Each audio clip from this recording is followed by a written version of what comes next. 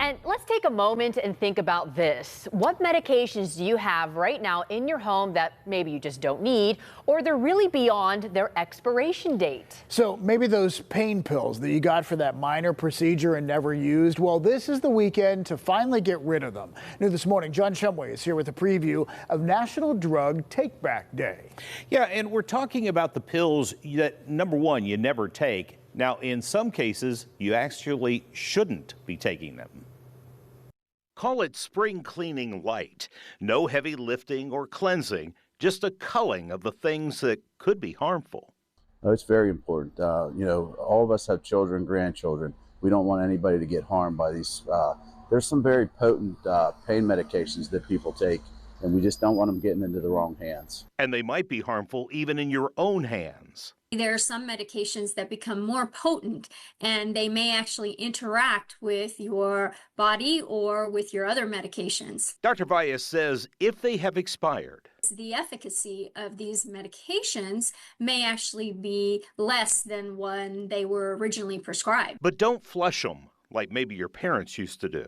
We don't want to do that. We don't want to introduce that into the water system. Even though there are some systems that can purify that, we just don't want to add anything more to it. Which is why police departments have been providing you a place to take your drugs for years. Drop it in just like a mailbox. You open it up, drop it in, and it's gone. We just box it up and send it for incineration. Well, we've had our box since 2016, and we've had over 5,000 pounds of medications that have been discarded in a proper way. And for tomorrow's Take Back Day, if you're in the Shaler or Etna area, Chief Frank says they'll be there at the Shaler Library right next to the Shaler Middle School. And it's a real simple drive-through. You just pull up in your car. We have a tent. We have the boxes. You just drop it in the box and you can go on your way. Yeah, and they'll actually be there from 10 o'clock tomorrow morning until 2 in the afternoon. But Shaler is far from alone in this. There are a lot of collection points all over the place. We'll put a link for you. In fact, it's there now at KDKA.com.